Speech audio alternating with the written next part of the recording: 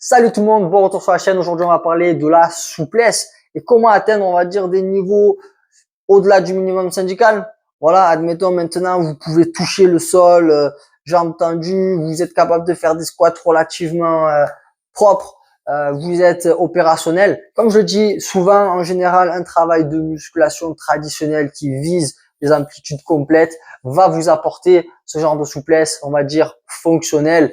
Vous serez plus des calamités. Mais admettons, votre souplesse, c'est votre plus grand point faible, votre plus gros point faible. Ou alors que vous souhaitiez atteindre, comme je disais, des niveaux supérieurs. Par exemple, les personnes qui veulent faire le grand écart facial ou frontal. Qu'est-ce que vous devez faire? Ben, vous devez enclencher le bouton opiniâtreté ici. C'est-à-dire que vous devez commencer à devenir un peu obsessionnel et changer vos habitudes.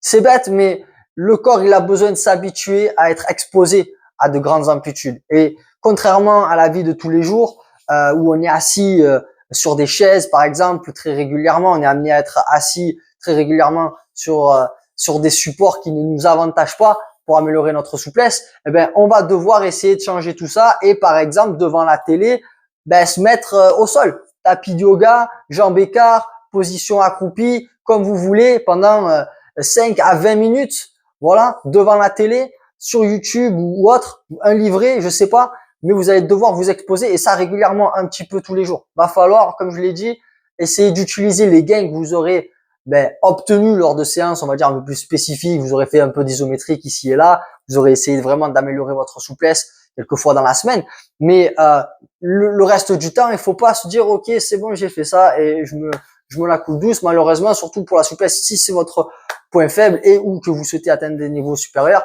va falloir vraiment essayer d'exposer son corps à ces nouveaux gains et va falloir changer ses habitudes. Tout simplement, j'en parle dans une autre vidéo aussi. C'est vraiment, ça va être la clé pour vous. Va falloir déclencher un petit peu ce côté obsessionnel pour la souplesse. Voilà, moi je fais souvent aussi l'analogie, c'est j'aimerais être guitariste. Malheureusement, je vais pouvoir apprendre peut-être les bases en faisant 2-3 cours par semaine. Mais si je veux atteindre des niveaux supérieurs ou que je veux essayer de faire des accords un peu plus compliqués, malheureusement, je sais qu'il va falloir que je passe un peu plus de temps là-dessus, un petit peu tous les jours, 5-10 minutes par-ci, par-là. Il va falloir que je m'y mette. Et voilà, je l'ai pas ce côté opiniâtreté, je l'ai pas ce côté obsessionnel pour la guitare, malheureusement. Mais bon, du coup, pour la souplesse, il va falloir le déclencher. Moi, c'est ce que j'ai fait.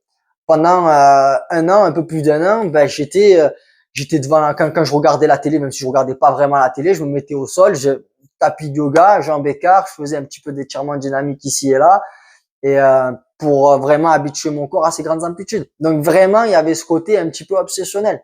Maintenant, il faut pas que vous fassiez mal, évidemment, il faut qu'il y ait quand même une certaine logique à votre entraînement aussi, mais pour pas non plus trop en faire. Mais voilà, il faut exposer son corps régulièrement à de grandes amplitudes si vous souhaitez véritablement avoir des résultats significatifs. Voilà, c'est tout ce que j'avais à dire pour cette vidéo. J'espère que ça vous aura plu. N'hésitez pas à lâcher un like, à commenter et à vous abonner, mais également à partager sans modération. PS.